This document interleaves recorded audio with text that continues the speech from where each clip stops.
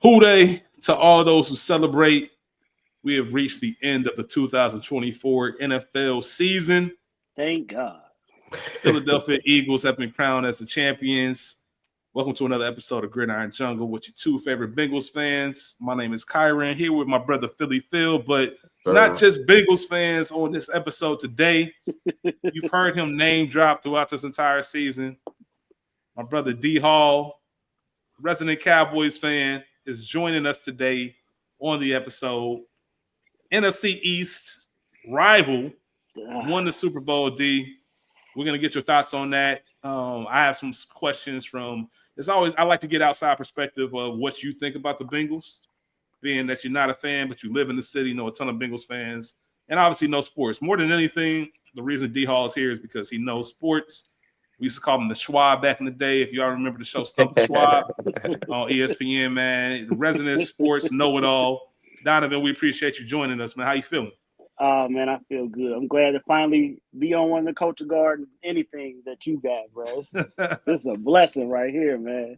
Oh, man, you're far too kind, man. I appreciate you, man. But shout out to Gridiron Jungle. Philly Phil, how you doing, man? Hey man, I'm doing all right, man. I'm like D Hall said, good man. I'm glad the season is behind us. I'm ready to focus on these off-season moves we need to make. I'm ready to, grind some film and hopefully find some new favorites that, may end up with the squad and may end up elsewhere that I follow, throughout their career. I like seeing how the guys I like end up turning out. So I'm looking forward to this off season, and I think Philly gave us a good little blueprint to follow, man. Or maybe not necessarily follow, but maybe take some things away from.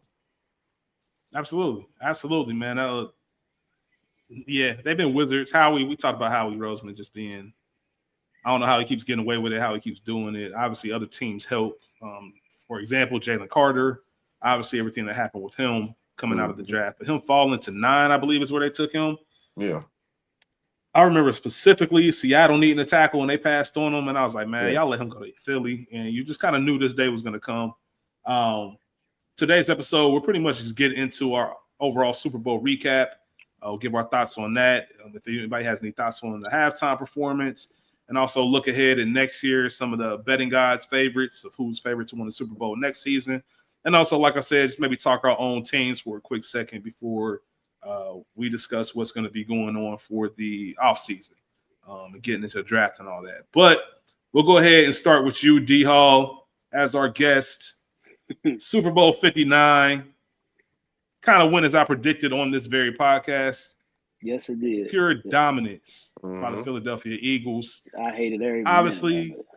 Yeah, man. I know you hated every minute of it. Obviously, we were together watching the game. What were your thoughts as you were watching a division rival potentially win their second Super Bowl in, 8 years? Yeah, second and 8. I haven't been back to the NFC Championship game since Clinton was in office. So, yeah, it was very depressing. Yeah, man. Pac and Big were alive. Yeah, I was in a sunken place. You hit me with the Pac and Big was alive. That makes it easy. Yeah, man. It was just bad all around. I'm thinking like, all right, Mahomes and them gonna show up.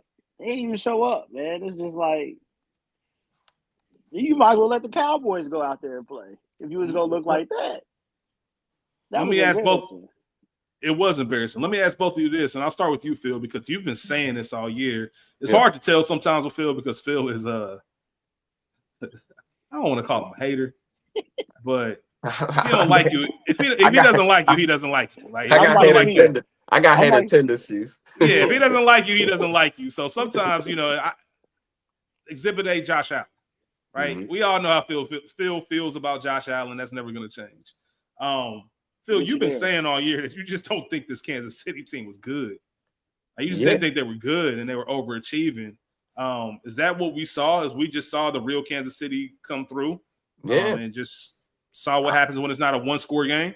I mean, I think they just ran into a buzzsaw. I think after that first drive where you saw that questionable penalty on A.J. Brown, And the rest was like, you kind of. I feel like that was the only time I thought about the refs the whole game. You know what I mean? And I think that was for the better. And you saw what happened. They got steamrolled. And the only position that I really felt like Kansas City was better than Philly going into this game was at quarterback. And this is the second time in a row in the Super Bowl that Jalen Hurts has outplayed Pat. And I've heard it on every single show that I've listened to. This has come up, and Jalen is really the only guy on Philly on the offensive side that had a big game. Everybody else had 40 to 60 yards. Saquon got shut down. His biggest play came in the passing game. So it really came down to the domination, just the total domination from the defensive line. Vic Fangio had a great plan, and that front four was just winning all night long. That was Um, incredible. but yeah, like you said, I mean, I think they just ran into a buzzsaw, and Philly was just, despite it being a 1.5 point line, Philly was the much better team that you can see. This game was 34-0 at one point. You know what I mean? Like this game was, in my opinion, it was a wash. Like this was a straight up a 30. Like this was a TKO. Hey, speaking of TKO, shout out to the Jalen Hurts commercial at the end. The Love Oh my TKO, Love God, Hurts commercial. That was man, hard. man. So shout out to them for that. To your point, Phil, I guess we didn't really talk about it. It's important to know that this game was 40-22 as far as the final score goes. I believe it was 27-0 at halftime, 24-0 at halftime. Phil just mentioned 24-0. Yep. 24-0. At one point it was 34-0. At one point it was 40-6. So I know 40-22. It's definitely the definition of one of those games that is not as close as the final score indicated. Those are garbage time touchdowns by Kansas City. Couple onside kicks. They knew it was over. It just wasn't good for them. Donovan, What's up? we mentioned the performance by the trenches of Philadelphia. We already knew about their offensive line. We knew how good their defensive line was. 6 sacks, 0 blitzes. 0 blitzes. Okay. I want to make sure this is known. The 4th time, not in Super Bowl history, in NFL history, regular season and playoffs, that there has been a game where one team ran 0 blitzes. And I think Phil told me earlier, I think in all of those scenarios, the team that didn't blitz won each and every one of those games. I think they're 4-0. That's correct. That's wild. I didn't know that much. So the stat, I heard the stat earlier this week, but I didn't know that was the 4th time just in NFL history. Yeah, it's unheard of. Who doesn't blitz these days? At least one. Right. Yeah, Corner blitz, off. Yeah, at least one blitz. 0 blitzes from Vic Fangio. Obviously, the big talk was Vic Fangio's never beaten Patrick Mahomes. Everything else that goes on to that. We knew that Vic Fangio is good. He's been good for a while. Obviously, the Miami thing last year didn't work out. As someone who division rival, your division rivals with the Eagles, you kind of know what their team is about, what it is like in the trenches. What did you think about that performance from their defense? In a sense, I wasn't. I mean, I was surprised a little bit because I'm like, thought Kansas City offensive line would show up a little bit, but like I told someone the other day, right before that game, I looked at the roster from the last time they played and the roster from this past game. Just seeing Jalen Carter's name, I was like, man, this is about to look totally different. Mm-hmm. I didn't think it was going to look like that. I mean, that was some Lawrence Taylor, Reggie White type of stuff. Like, how can you block this line? Yeah. I'm lost for words because I was just like, this is. And what's crazy is, in my opinion, Jalen Carter didn't even have a big game. It was Milton. It was Jordan Davis and Milton Williams that was just going crazy. And obviously Sweat, what did he have? 3 sacks, I think, in the game. 2.5. 2.5. Yeah, I mean, he was going crazy. So that D line, man, shout out to them, man. They got a lot of depth and they all bring. So they got after it. They got after it, man. And we talk about, I know Phil and myself, we'll reference Lombardi a lot. He's a GM for the Carolina Tar Heels for Belichick, but he's been a former GM in the NFL, been around the NFL forever. He always used to preach when he was on this podcast, you win in the trenches. Yeah. Like, offensive defensive line is where you set the tone for your team. Everything else, you can kind of figure it out. And we've seen this happen before. And on our preview episode, I went through past Chiefs performances and talked about them. I know I mentioned that I felt like this game wasn't going to be close. You know, yes, Kansas City is great when it's close, but I just thought Philly was going to dog walk them. And that's exactly what happened. Part of the reason is because as I went through their previous 4 Super Bowls, this one looked the closest to the Tampa Bay game. Yeah. This looked like the team where I'm just, especially when you take into account how Philly's been playing. They won 16 of their last 17 games. Like, that's incredible. Think about their bye week was like week 5 or 6. It was early in the season. Yeah. You know what I mean? And obviously health has a lot to do with it. Every year there's going to be a team or 2 or 3 that are looking at the season and saying, man, if we would have stayed healthy. The Bengals have been there a couple times, even before the Burrow era. The era. Like, obviously we I don't even want to talk about it on this pod. The infamous 2015 season, the Steelers playoff game, all of that. But that was one of those years where Andy Dalton, when he hurt his thumb, I believe it was his thumb, a wrist, whatever it was, had he stayed healthy, who knows? Y'all win. I said we would have won the Super Bowl, but that was a very good Bengals team. That was a great team. Y'all would have won. Yeah, that was a very good Bengals team. 05 Bengals team. Ooh. Voldemort gets hurt. We ain't gonna say his name on the pod, but he gets hurt, completes the pass, but you never know, man. The real number 9. Hey, chill out. Get out of here, man. We'll kick you out of here right now. Chill out. We'll kick you out of here right now. Chill out. But no, man, both of these teams being healthy, especially Kansas City with them playing so many games, they almost played an extra season, it feels like, or at least a half a season when it comes to postseason play. I wonder how much of that was just kind of running out of gas versus we just ran into a buzzsaw, like you said, Phil. What do y'all think? I think it's a buzzsaw, honestly. You think it doesn't matter? Do you think there was anybody? So let's play the whole what if game. If it was Baltimore that made it to this game, if it was the Bills that made it to this game, and I know how both of you feel about the Bills, would this outcome have been different? Do you think Philly would have done this to anybody? Because remember, the last time Philly beat us so bad, when I say us, the Bengals, Philly beat us so bad, it kept me out of Paycor for at least 2 games. Yeah. Like, we got stomped in Philly. In Cincinnati. Yeah, I think if it had been Baltimore or Buffalo, it probably would have looked the same because their offensive lines they're better than Kansas City's, but it wouldn't have been in anything to deal with that defensive line against Philadelphia. It was just they was on a whole nother planet, man. They was on a different level. Sunday. They were ready. They're focused. They were locked in. Yeah. I agree with that. The big reason why I agree with that is because even though Baltimore has Zay Flowers, who was injured, couldn't go, they just don't have the weapons to get Philly out of what they want to do. They just can't draw the matchup. They can't get them into the personnel that they don't want to be into that bigger personnel. The Bengals, we were able to do that. It's just that Zach probably had his worst play calling game of the season, that second half of that game.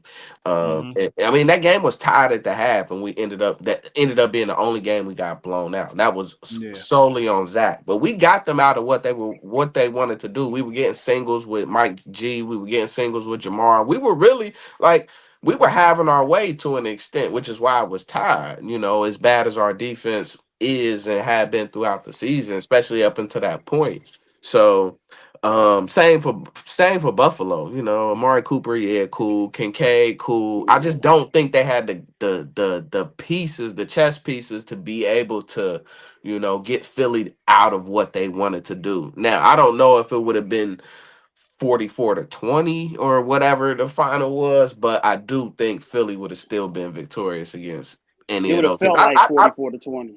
Yeah, I talked about it leading up. I felt like the Lions were gonna win it. I felt like whoever came out the NFC was gonna win. That's just how I felt before the playoffs even started.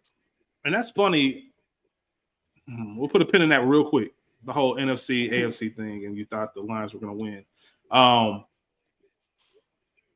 When it comes to what point was I just about to make? See, I had 2 things on my mind at once. Let's just talk about it real quick since it's on my mind fresh. Isn't it weird or funny? If you look at the NFL as a whole, you would probably say 4 or 5 of the top 6 or 7 quarterbacks in the AFC, right? Yeah. But I didn't feel like the AFC had a team that was as dominant as the Detroit, even though they weighed off at the end of the year. This is probably their year to say, hey, man, we stay healthy. It'd be a different story. It just seems like I felt the NFC was going to win, even though I see to take the better quarterbacks. We say it's a quarterback league. Mm-hmm. But all the quarterbacks are in the AFC, but I didn't think any of them were going to beat the trenches. And that kind of settles that debate.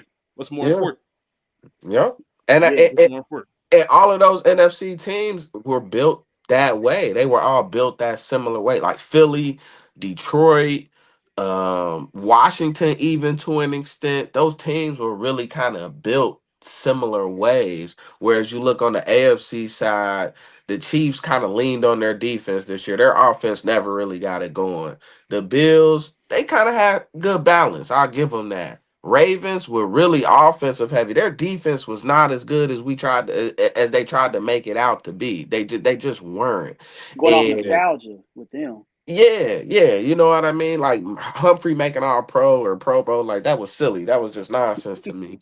But I think it's just, the trenches prove like that's how you win. Like that making those picks that aren't flashy, that aren't sexy. I mean, when Dallas got real good there for a minute, it was because of that line. Like, that's how Dax flourished. That's how Zeke flourished, and that's one area that the Bengals time and time again have failed to really build. Like we haven't really had good trenches since the Geno and Dunlap era. You know what I mean? So it's been a while since we've been dominant in the trenches, especially from an offensive line standpoint. So man, if y'all just had a average to above average offensive line, man, y'all probably own back-to-back Super Bowls, bro. That's facts. I mean, we were one play away with arguably one of the worst offensive lines that I've ever seen constructed in my life. Yeah, I wonder if I've never done this, but I don't know if I've ever seen a list. But if they made a ranking of Super Bowl lines, that Bengals offensive line in 2022 has to be towards the bottom. They have to be. So that would have been Super Bowl 56 at that point. Even now, after 59 Super Bowls, they gotta be Carolina 56 through 59. Like they got to be somewhere down there. Even if you take the 3 Bengals Super Bowl teams, I guarantee you nobody from that most recent one would be voted into that offensive line room from those 3 teams.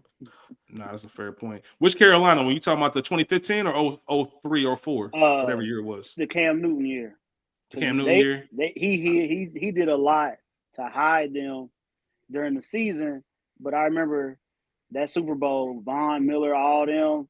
Like, they went crazy. You can't do nothing. Like you can only do so much against them. I think Von was the last defensive MVP, right? Yep. Yeah. They made Cam quit. Cam quit that game, man. Yeah. Hey, man, listen. I saw Cam Newton jump from a boat onto a moving helicopter on some Navy SEAL stuff and pull himself up. And he couldn't die for that game because the Broncos took his will from him. He said, this game over. He pulled shout out to D Hall, man. He pulled the Ricky Watters. For what? For who? I was gonna say just about the Eagles. We talk about the way they came out, they were focused. They looked like a team on a mission. Very much like the 2014 San Antonio Spurs, where you just know if they get back in that position, they're not losing. Like we're not even gonna toy around with y'all. I think that was a 4-1 series. Yeah. When they played the Heat that year after losing the year before. Yeah. Like we're not losing, especially after that heartbreak, right? We were a rebound away from winning Game 6. They rolled the trophy out. I remember Ray Allen hitting that 3 and then telling them put the ropes up, take them ropes down. You know what I mean? Because this game ain't over. I remember that. And they came back losing Game 7. That's something that eats at you, that gnaws at you. You know, we've all heard the stories about Jalen Hurts and his screensaver. What it felt like to me was you'd have that team that loses the Super Bowl. I think a lot of people forget, not us because we follow football closely, and especially you, D, since you're there in your division. That next year, Philly started 10-1.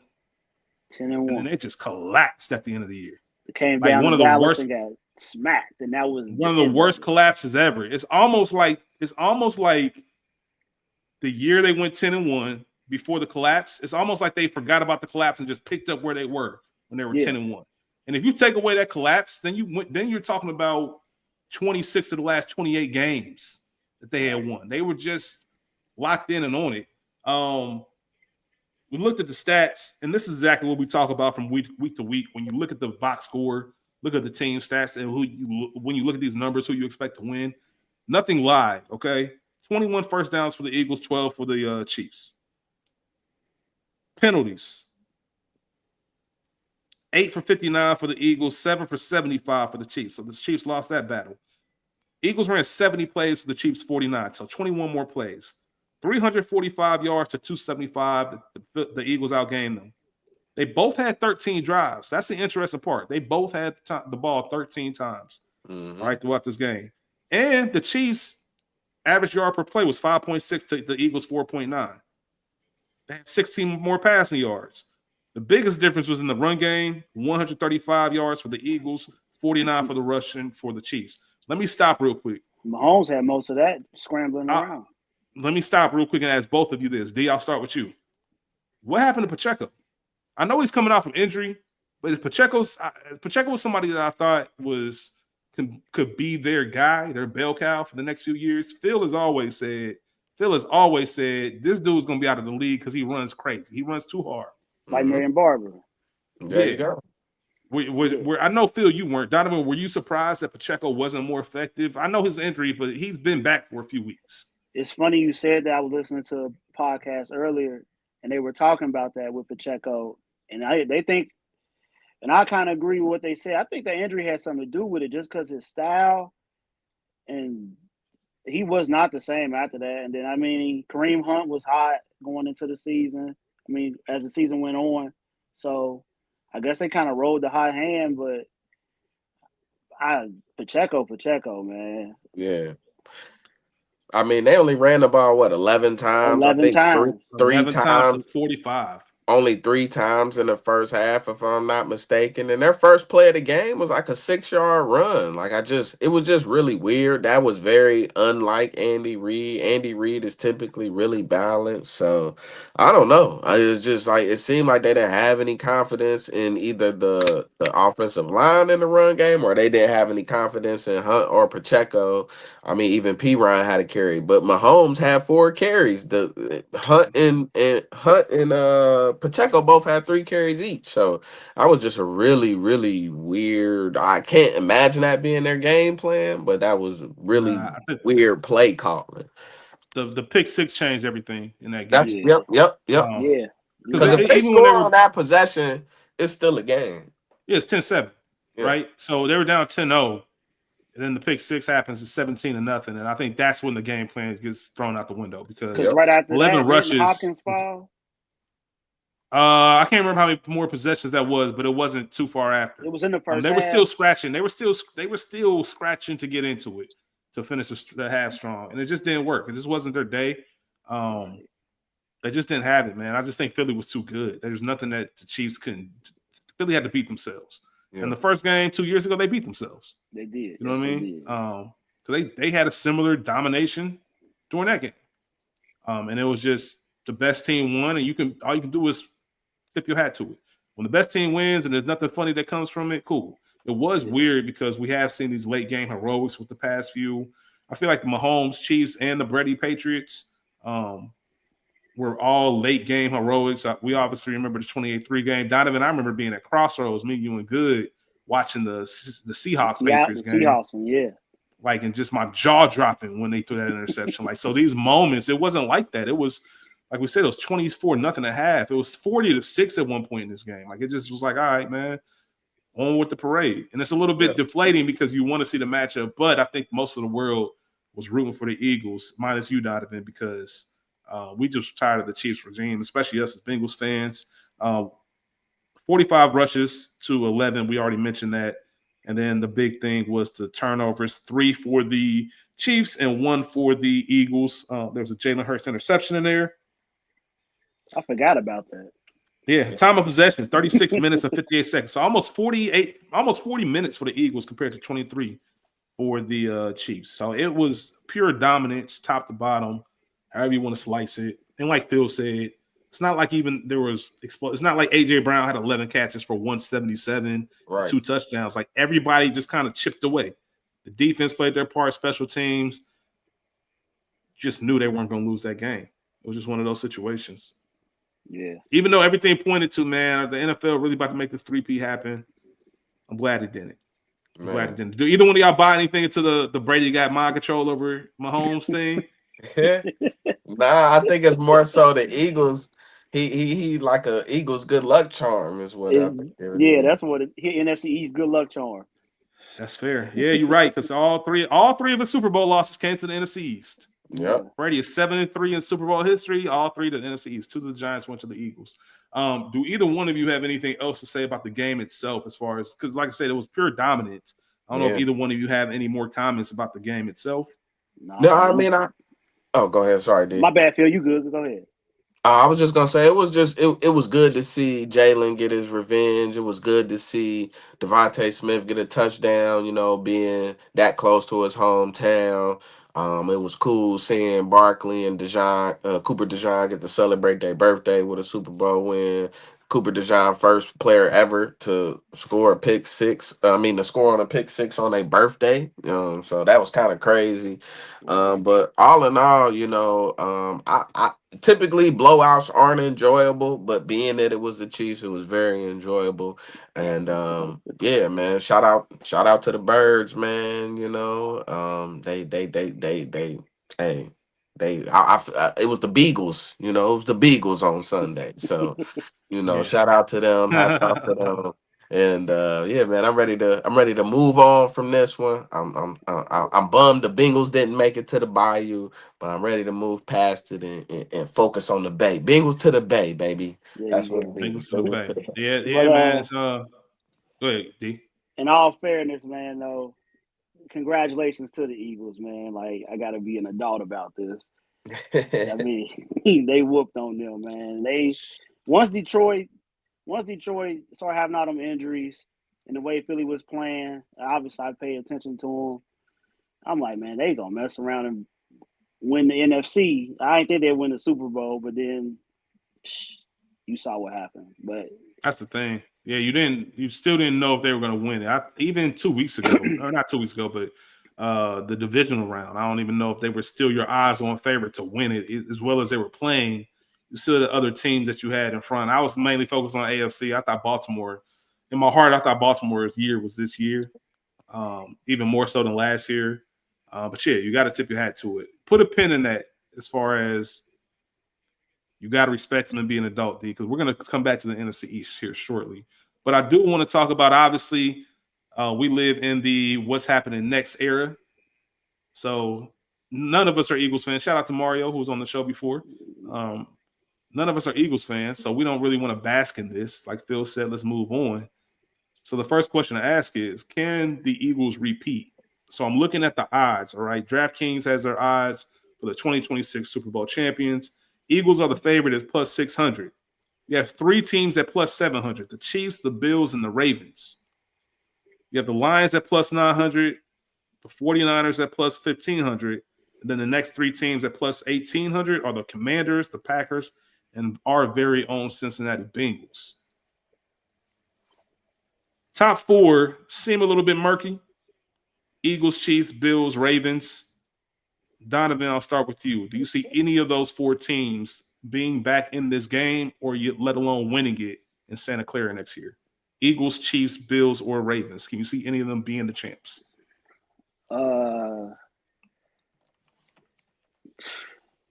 Philadelphia, because they're not really losing a lot. Not losing anything at all, man. And I know obviously we're got to do the draft and free agency and all of that, but just projecting, I kind of agree with you. Out of those 4 teams, I would say Philly, because they just did it. The only thing that's going to stop them is them. Like, hey, you're not as motivated once you win. That's the only thing I can see stopping them. For sure. That hurts saying that too. Good gracious. Yeah, I mean, obviously the NFL is a crapshoot, so a lot of things have to go right. But go ahead, Phil. I was gonna say Kansas City's schedule, in my opinion, is kind of soft in 2025. However, I don't see any way they get past us, so I'm gonna say it's a big no for Kansas City getting back to the Super Bowl. But I definitely think like D said, the Eagles, given how they're constructed, they do have some big free agents coming up on that D line with Milton Williams. I think maybe Brandon Graham gonna have to decide if he's gonna call it quits or not. He did. He did. Makai Yeah. Becton is back gonna be a free agent because he just signed a 1 year deal. Should have been a Bengal, but yeah, I mean, I think Philly being the favorite isn't crazy. You know what I mean? That defense and that run game travels. They were very very healthy this year. That's really really tough to do. I think they got a good chance. I mean, they're gonna have to replace their offensive coordinator again.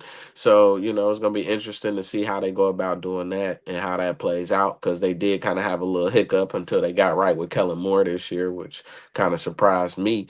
But, I would definitely favor the Eagles getting back over the Chiefs getting back. Oh, Yeah. 100%. Definitely can Don't see the, that don't the happening. Chiefs get Rasheed Rice back? Yeah. Don't they? Yeah, they'll get Yeah. Rasheed Rice back. Okay. Yeah, the Chiefs will be back. They'll be back with a vengeance. They need a running back. They need some. They can't Yeah. have 11 touches. I think they do have their running back, but whatever. That's a whole nother conversation. I think plus. I mean, listen. If I see the Bengals at plus 1,800, that's just something I will have to jump on. I Yep. just think those are great odds. I really think that's a team that if they got in, given the way they were playing at the end of the year, we know it's all about how they start, more so how they finish. So if they get off to a hot start, I want to see the Bengals with a 1 seed. Like, can we finally put it together? Man, the playoffs at the Jungle. Good gracious. Yeah, can we finally put it together and kind of have everything run through Cincy, like you I kind said, of Phil? I kind of want that 2 seed. I don't even know if I want the buy. Let's just keep rolling. Yeah, man, because there's only 3 teams ahead of the Bengals as far as the odds. Like I said, Bengals are plus 1,800, then it jumps to KC and Buffalo and the Chiefs all at plus 700. So they have us listed as at 14. And I think if you look at the end of this season, the Chiefs didn't want to see us. Y'all know we would have dog walked the Bills. Oh, And Baltimore, we can beat them too. We've proven that. yep. So I think we're for it to jump from plus 700 to plus 18. Man. I think that's a lick. I hope One thing. I hope we open in Buffalo next year, man. I want to play them so bad. Here's a couple of things that I got questions about as I'm looking at these odds. Right after us, right? So it goes from plus 1,800 to plus 2,800. You have 2 teams, the Rams and the Chargers. Plus what? Plus 2,800. Wow. I was shocked by that. The Rams don't even know what their quarterback situation is. Right. So for them to have the next best odds after the Bengals tied with the Chargers, who, yeah, they turned some things around with Harbaugh, but I didn't see anything that said Super Bowl. I think the Commanders being the same as the Bengals is very interesting. You wouldn't have seen that at the beginning of the season. Another thing is the Packers. The Packers being plus 1,800. I don't think the Packers and the Bengals are on the same page. I think the Bengals are ahead of them. Like I would expect to see the Packers maybe a plus 2,100. I don't even know if they're as good as the Commanders. Donovan, what do you think as an NFC guy? The Packers are hit or miss. They don't have no main. Well, I guess they say Christian Watkins is. I was gonna say the only thing the Packers is missing is a wide receiver 1. That's literally all they need. Like in a guy my who can just opinion. go get it. Like it's like a score in basketball. I need a shot. I need you to go get this basket. They don't. If you got a team who can't get their own shot, it's gonna look crazy. That's how they look with receiver. Like they just one game, one person to go off, then that receiver won't be seen for 3-4 weeks. So I guess another thing that stands out to me is the 6th best odds, which would be technically they're tied for the 4th best odds since 3 teams at plus 700. But the Niners being plus 1,500. That's all Shanahan. That's all system. That's all scheme. They was really injured this year. Trent Williams was hurt. Ayuk was hurt. Pearsall got shot. Kittle was banged up. McCaffrey was hurt damn near the whole season. So, I mean, the Niners literally had nothing. But I don't know Are what you they're shocked at them being plus 1,500? I thought they'd be lower than that. I don't think they should have the 4th best odds in the entire league. I mean, a lot of that is just brand. You know what I mean? The same reason why we're plus 1,800. It's just, it's just. So they above y'all? Yeah, they're above us. Yeah, they're above us. Okay. We didn't talk about the Cowboys. Why? Why would you? It's nothing to talk about. Well, we have to because you're on here. So the Cowboys are plus I know. 6,000. Is that the lowest? No. It's pretty close. Plus, hold on, let me ask you this. Let me ask you both this. There's one team with the lowest odds. All right. So let me set it up like this. The worst team, or the team with the worst odds, is plus 20,000. Okay. The next closest, there's 3 teams plus 15,000. Who was that plus 20,000 team? I guess the Panthers. Jags. The Panthers actually have better odds than the last 4 teams. Wow. Patriots? No, Titans are plus 20,000. They have the worst odds to win the Super Bowl. The next 3 at plus 15 are the Giants, the Saints, and the Browns. Okay, the Giants and the Saints belong, man. That makes sense. But before we even get into that, because I do have a question about that, but let's get back to the Cowboys. The reason I'm bringing this up, D, not to cause heartache and misery for you at the plus 6,000, but today, as I was scrolling through, I saw Dak Prescott with an interesting quote. Interesting. About how he think they right there. Yeah, they listen. Cowboys medical staff. You right there because you can lower the dosage on the meds for Dak. Man, he's obviously abusing. He's abusing the medicine. My dog said they're right there. All right, Dak said they are right there. They're in the same division as Philly. Feel like they play Philly close each time. They're not that far off. Tipped his hat to Philadelphia and said, "Hey, if these are the champs, we play with them twice a year. We feel like we can beat them. That means we can be in line for a championship as well." Donovan, I'd love to know your thoughts on that because, and let me set the table a little bit because I've known Donovan. It's been my brother since the 4th grade, right? Yeah. Just recently, Donovan has adopted the, you know what? I'm not letting this team stress me anymore. There is no more maybe next year. I'm just letting it be what it is. You finally reached the point. They broken you to the point where I can't be this emotionally invested into this team anymore. So when you see a quote like Dak, what are your thoughts on it? And how far away are you actually from a Super Bowl? Or if you want to start with the playoffs or a championship game, you can go there. But how honestly, as a fan, and you look at your roster, how far away are you? We got to do something with our offensive line. We missed on the left tackle, Guyton. He stunk. And so we gotta start right there. It's right there in our face in our division. You got to start up front. Mm-hmm. And I mean, you got CD. We got to get another receiver. I mean, it's CD and the others out there, but you got to get another receiver. You got to get another running back. And then we just got a lot of holes because, I mean, Overshown got hurt against y'all. That was supposed to be our linebacker. Now we need a linebacker. Mm-hmm. So, I mean, I like Dak's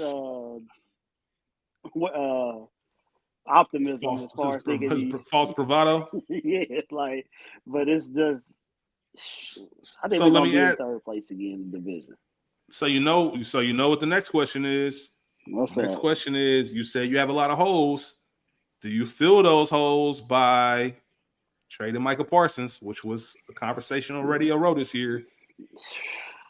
I don't want to. I hope not. I told you Sunday when we did the great train robbery back in 100 years ago in the Herschel Walker deal, Jimmy Johnson was the coach. So it felt like, okay, this dude in charge, all right, he going to build it the right way. I don't know what Schottenheimer is going to do.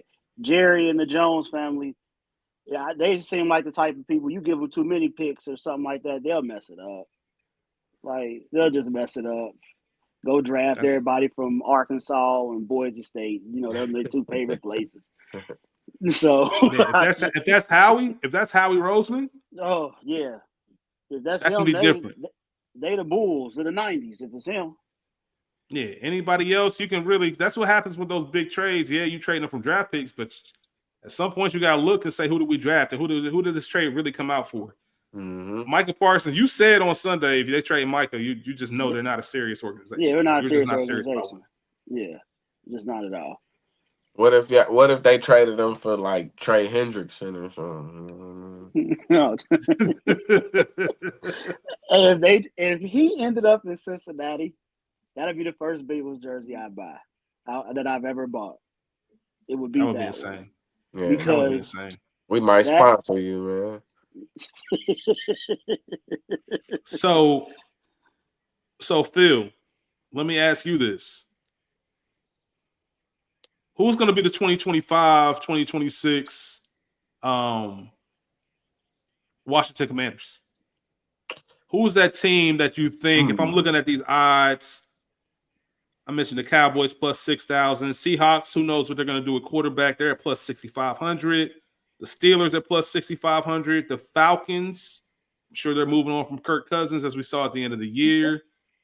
Interesting offense. Another team at plus 6,500. The Jaguars should be lower just because of their coach. Their coach's swag is negative. Is there any team that stands out that you say, oh, they're about to be real good this year? Being that you framed it the way that you did, I'm going to go with the same formula with a retread coach and a likely rookie quarterback and something that's totally unexpected because nobody expected this from Washington. We were just happy for Dan Snyder to be gone and them to get a fresh start. Nobody expected this. So I'm gonna go with the Las Vegas Raiders, and that's with the assumption that Shador somehow slides to them at 6, and you see a whirlwind of things kind of happen, kind of how you saw them get key free agents like who's the linebacker I'm blanking on it played with the Rams. That Washington. Wagner? You talking about Bobby Wagner? There we go. I could see him making some of those good key acquisitions because you got a stud in Brock Bowers. The only stud pass catcher that Washington really had was McLaurin. You could probably find another piece to go with them. I'm sure Pete Carroll will find a run game. You know what I mean? So I think that'll be a team. I know that division is a lot tougher than the NFC East is, maybe arguably. Brutal. Probably the best in Brutal. football. But if I had to pick a team that I think could be surprising, totally under the radar, with a similar situation, I would have to say the Raiders. I'm not mad at that. I just don't see, man, that division's so brutal, man. It's just so brutal week in, week out. But you already know there's going to be drop off somewhere. And that's going to be interesting to keep a hold of. Shout out to Bobby Wagner, first team all finesse. My dog negotiated his own Jordan deal by finessing it. Wasn't supposed to be a Jordan athlete. Kind of talked himself into it and went straight to the source. Donovan, I'm going to pose the same question to you. Who's going to be next year's version of Washington, where a team where you just have zero expectations for, and you look up and they in the conference championship game? You see anybody that stands out? Dallas Cowboys. All right. Because I don't expect nothing from them. So there you go. Fair. I'm gonna tell you one. I have no idea what's gonna happen with quarterback. New coach. New York Jets, man. Nope, I can't do it. I thought about it for like a 0.2 second, but then I was like, it's the Jets, and I just couldn't fix my lips to say it. All I'm saying is January 2026, if the Jets are playing in the divisional round, I'm not even saying conference championship. If they're playing in the divisional round, it would not surprise me. They have the third lowest odds at plus 13,000. I just think that's a team. Get the right infrastructure, right culture. I still think that defense is good. I think they're going to lose Reed this year, the cornerback. DJ Reed is out of there this year. Yeah, I think obviously you still got some young pieces on offense that you can build around. 2 at the running back position. You got Garrett Wilson. I don't know, man. I'm just saying it wouldn't be crazy. And when you look at that division, the Patriots ain't all the way there. It would be crazy. Miami has peaked. And who's the other team in that division? Buffalo. We all know I don't think Buffalo's that good. I think the Jets could win the division next year. What you had to eat today? Yeah, you all right? All right. Don't eat that no more, man. It's still the Jets. It's still the Jets. Like that's like getting hopes up in the Browns. Like it's just like nah. Like don't do that. Like don't do I that. get it. I'm just looking at it subject. Like, listen, man, I got to make a I splash. love Aaron Glenn. I want him to do well, but it's the Jets. Yeah, it's not fun if I take the plus 2,800 team. Like that's a That's team that fair. I'm looking at the What what bottom. what what is the Raiders? What? The Raiders are plus 10,000. They got better odds than the Jets. Okay, 10,000. And I wish I knew what Washington's were last year. After the Super Bowl last year, I would have loved to see where they were because I know they would have been towards this bottom. They probably would have been towards this plus 15. It probably would have been the lowest. Yeah, plus 15,000, plus 13,000, somewhere around there. I'm sure they would have been. Now they're sitting there at plus 1,800, which is tied for the fourth best or fifth best odds in the entire league. So I don't know. I'm just saying it. Please remember this, all y'all out there. Next year, the Jets. I think that's gonna happen. Forget about other teams. Let's close this out and talk about our teams, right? Phil, what's it going to take for the Bengals to get to the Super Bowl next year? Okay, realistically speaking, it's gonna take.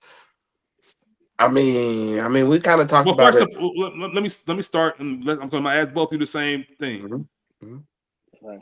Realistically, can this happen for the Bengals? Can the Bengals be in the Super Bowl 60? Yes. Yeah. Okay.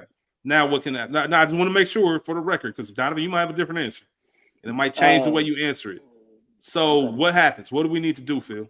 The Bengals are gonna have to do things that they don't normally do, or maybe aren't comfortable doing, and I mean that in a couple different ways. One is you're gonna have to be open to the fact of signing guys that are older. For example, Calais Campbell. He should have been a Bengal. You know what I mean? That would have solved our defensive tackle rushing like that would have solved our defense. That's how you resolve the defensive tackle problem. You don't go wait till the season start and go get a Lawrence guy. You know what I'm saying? Who is older and hadn't played. Like you just you got to be willing to do that. You also have to be willing to structure contracts ways that you don't typically structure them. You know, you have to be willing to guarantee more money. You know, you're gonna have to do that with Jamar and T. You're gonna have to get aggressive in the draft, and that may mean trading back. That may mean trading Trey Hendrickson. That means proactively getting deals done, whether that's re-signing guys or trading guys, but making decisions proactively versus reactively. The Bengals are always last in the market, you know, a couple last picking through the free agent pile at the end of free agency. No, that can't be the case. You know, you gotta we've had a bad run of being able to draft and develop linemen. So you might have to go get a retread like Kevin Zeitler, who, yes, he's 35, but so what? You might have to go to Dallas and get a Zach Martin, who's Kevin also Zeitler, that like former Bengal Kevin Zeitler? yes, he's probably the third best guard that'll be in free agency this year. Like he's still solid. He was with the Lions this year. I mean, it's very solid still. You know, they're just gonna have to do things that they don't normally do. You can't have these distractions like you had this year with the contract with Jamar carrying into the season, which played into the slow start. Like you can't keep doing business as usual, because what's the definition of insanity? You know what I mean? Doing the same thing over and expecting different results. So if they truly want to win, they're gonna have to alter their approach. I will get to you, Donovan. I just want to piggyback on this since I'm a Bengals fan. It just makes sense to talk about it right here. Phil, you just hit the nail on the head. I think the biggest thing for the Bengals is changing the perception of your organization. Yeah. I don't think you realize, and we've had the benefit of having a very young team. Once you get into year 2 or 3 of the same thing, like how long we've been talking about T and an extension? This is like the second or third season. Yep. Right? After a while, it just gets old. Like you just get tired. It's like nothing. It's like anything else. When you're mentally checked out of somewhere, whether it's a job, whether it's a relationship, you don't have any kind of like push to want to improve it. Like I'm just bouncing. I'm just done. I'm cool. All my emotions towards this are done, right? And you don't want to keep going. It's one thing last year. Remember how stressful it was with Jamar, as you just mentioned. Now you got Jamar. Now you got T. Now you got Trey. This is gonna be a problem every single year. So you might as well nip it in the bud. I think you said it earlier when we were on the phone. Howie Roseman gives the blueprint on how to do this. And we have, and Donovan knows because me and Goody got into our argument, bro. We have the money. It's just frustrating. It's just like, man, like why wait? If you know you're gonna pay it, just pay it now. Like make everybody happy so we can get focused, because that's the biggest thing. If there are no deals done going into camp, that's gonna be my biggest fear as a Bengals fan. I just want them to focus on football. Yeah. Jamar did over this last year and didn't play a lick of camp. And we forget that. We can't have that again with everybody else.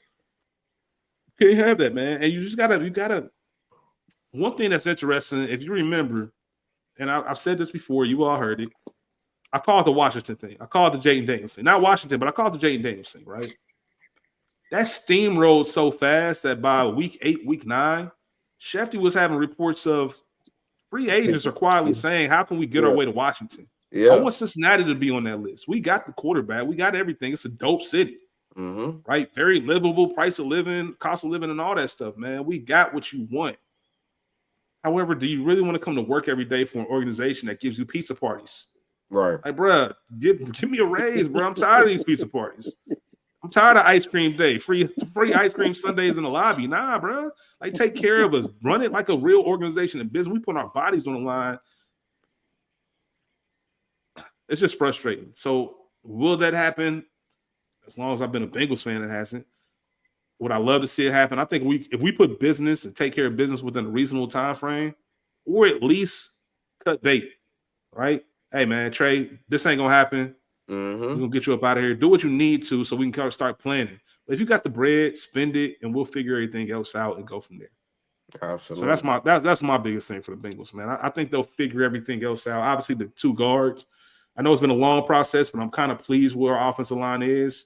It's kind of tongue-in-cheek because you had nowhere to go but up. But our center and our tackles, I'm cool with that. Yeah, y'all got good tackles. So let's get the guards going. I don't think that's not as uphill of a battle as it was 2-3 years ago. Skill position, I think we're set. We could definitely use another running back.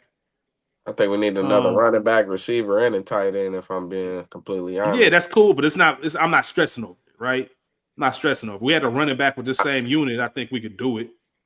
Compared to the defense, where I think, like, we can't run it back with that same unit. We got to do something. If you look at the tight end room, Mike Gesicki is a free agent. Eric All is out all of the next season. So you really just got Hudson, Sample, and McLaughlin and Cam Grandy. I don't feel good about that personally. What Phil is saying is Phil is saying he wants Colson Loveland at the 17th spot. No, I'm absolutely not saying that. I know your guys fanning. Yeah, I would love fanning it, but I would love to take him at 17. No. I would take a tight end later. Third, take Penn State. What about Penn State's tight end? No, because I don't want a tight end in the first round. I just don't feel like even the top end tight ends in this draft, I'm not taking them there. I'd rather send a 2 to Vegas and try to get Michael Mayer or something like that. You know what I mean? Or a very low pick on a Greg Dulcich or somebody like that who I still think is talented that just hasn't had the opportunity. But I really want Mike Gesicki back. I think he probably only cost you $4.5 million, $5 million. You know what I mean? I would love to have Mike Gesicki back. Cut Zach Moss, draft a running back is what I would like to do. Before we get to UD, I just saw a crazy stat. I don't know if either one of you saw this. There's only been 2 teams to win 15 or more games and win the Super Bowl. The Dolphins and both of them were over 40 years ago. Dolphins and Bears. Was the Bears? The Niners, Dolphins, and 15, the Niners. I'm sorry. I shouldn't have said that. At least, but the last time somebody won 15 or more was 1985. That's the Bears. Yeah, like there was only 2 teams that win 15 games total, and then make it to the Super Bowl, which was and I'm talking about regular season, not including the playoffs. So that's why the Dolphins aren't included.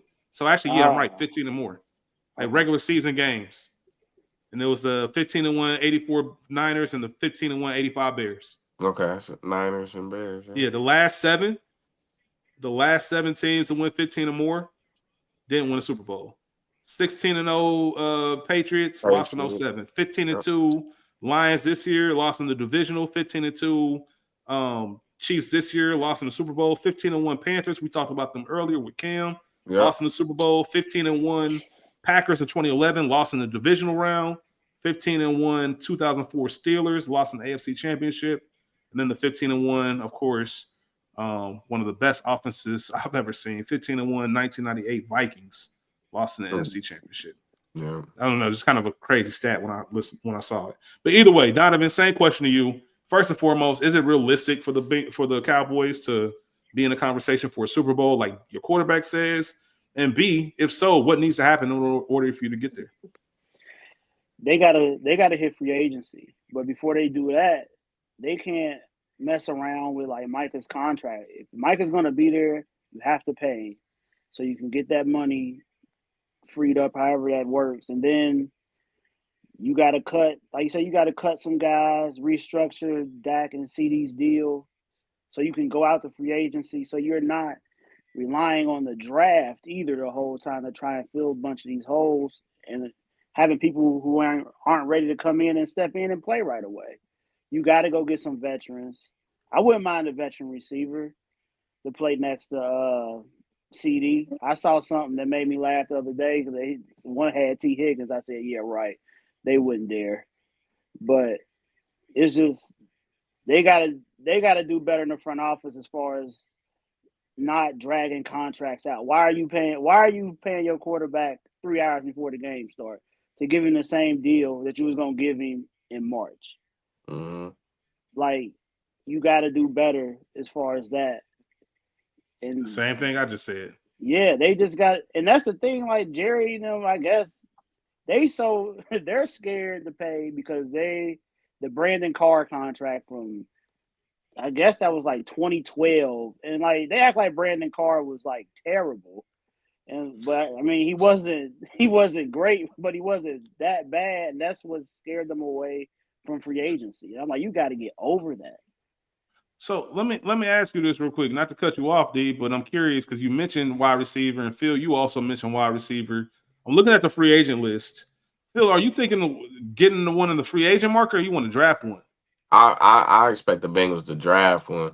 The Bengals. But is there anybody you would want to see outside of T, of course? But is there anyone you want to see? And Donovan, the same question, because you got T as the number one free agent, which he's staying put. Just telling everybody out there right now. But after that, Chris Godwin. Could you see the Cowboys getting someone like Chris Godwin? Could Amari Cooper come back?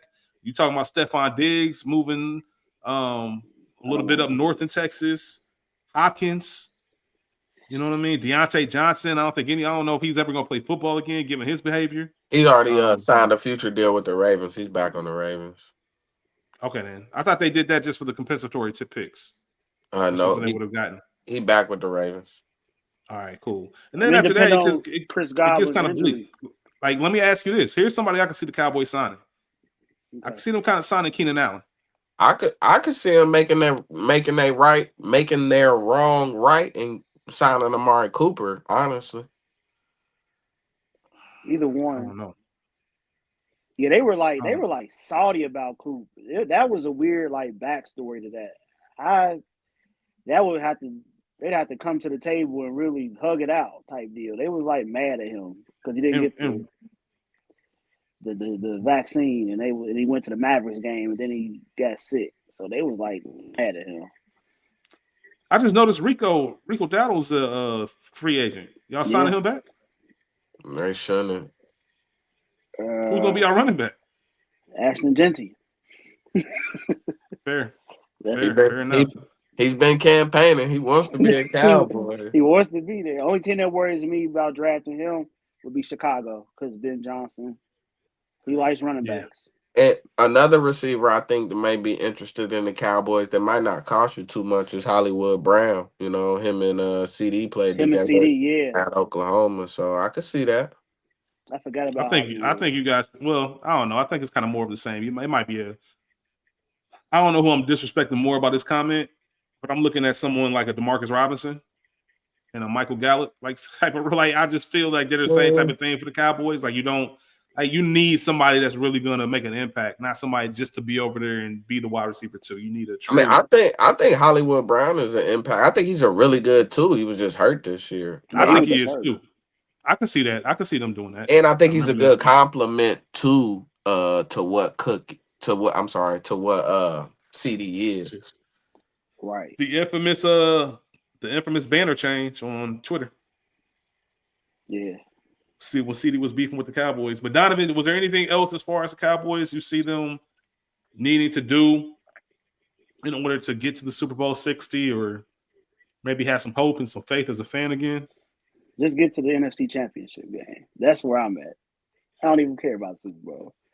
Man. Just get to the NFC Championship. Phil, it's broke me that bad, man. Just get to the NFC Championship game. I mean, if they can find a way to get some money, I could still see some guys that would want to go to Dallas. I could see J.K. Dobbins wanting to go be the guy in Dallas. You know what I mean? Like, he's from the area, so right. They have the advantages. They do things weird down there, man. Like just like I said with the contracts, like you're playing around with these people's money, paying them in August and September. When you're going to give them that same money in March and you setting yourself back. Yeah, no, that's true. I just think the perception is always, for the Cowboys, mainly because of their fans. But honestly, I feel like the Cowboys from 2 years ago, the year that they were really good and that defense was humming, I don't think that team was necessarily – I think they were the Vikings of this year. Yeah. Like where they grossly exceeded expectations. That's what Lombardi was saying before he took the North Carolina job. Yeah, they grossly exceeded expectations, and every year there's a team like that, like just a regular season team. You're like, dang, like y'all made it this far, and they just fall flat. And then the next year they kind of had that burnout, and I think the Vikings going to be in that shape next year. I don't think they're going to be as good. As much as I love Kevin O'Connell, they got a lot of stuff they could build back. I don't know. Some teams you just don't take seriously. No one took them serious at all this year. I don't know, man. Aaron Rodgers gonna finish his Brett Favre package and go to the Vikings, man. That'd be wild. That'd be wild if he did the exact same setup, go to the Jets, then go to the Vikings. Hey, especially given that they started off with the beef. So back with his boy Aaron Jones, man. It's gonna be crazy, man. Watch. It's gonna be speaking of which, man, I think that's a perfect time to kind of end things. But it's gonna be a fun conversation for the offseason. When it comes to Gridiron Jungle, feeling myself will kind of get an idea of what we plan on doing. Probably take a little bit of time off. I don't know if we'll really have anything until maybe the combine. We'll start doing some draft coverage. I think we'll probably use the offseason to talk to people like D Hall. It's fun to talk to other teams, especially since, we'll talk about Bengals news, but kind of see what else is going on in the league because you do have to play these teams and be familiar with your opponents.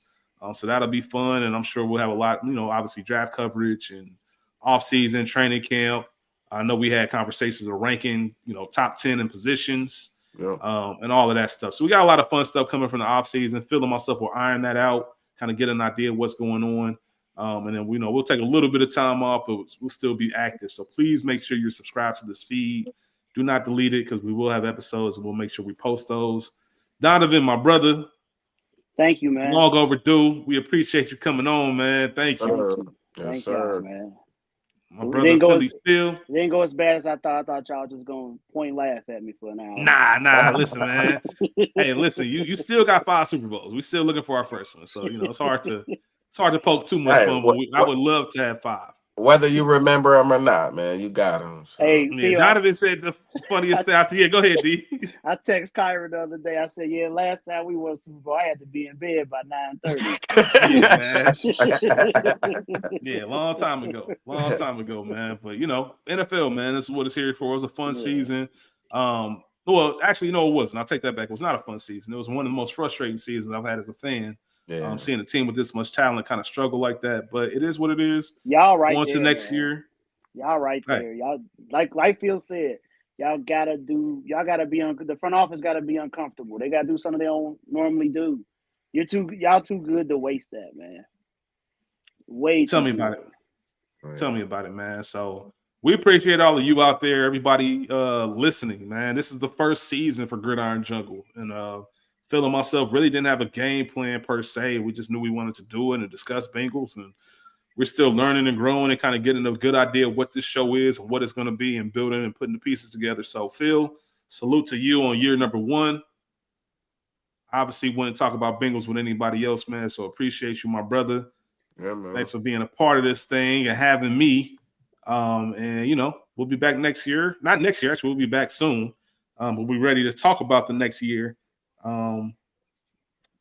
Pretty much as soon as the combine coverage. Maybe a little bit before that. Any kind of big news. There might be some moments. There might be some things in the news where we just have to jump on and have a discussion about it. So emergency pods. We about to get these deals done, man. Yeah, about to get these deals done. So looking forward to all that. With that being said, hopefully everybody enjoyed. Hopefully everybody has an optimistic outlook for your team in 2025. Training camp can't get here soon enough. September can't get here soon enough. The whole 9. But with that being said, we're gonna leave everybody with a hearty who day. How about them Cowboys? Who day? And shout out. I know you. And shout out to the host with the most, my guy Rich, man. Who day? Appreciate you. We out. Peace. Have a good one.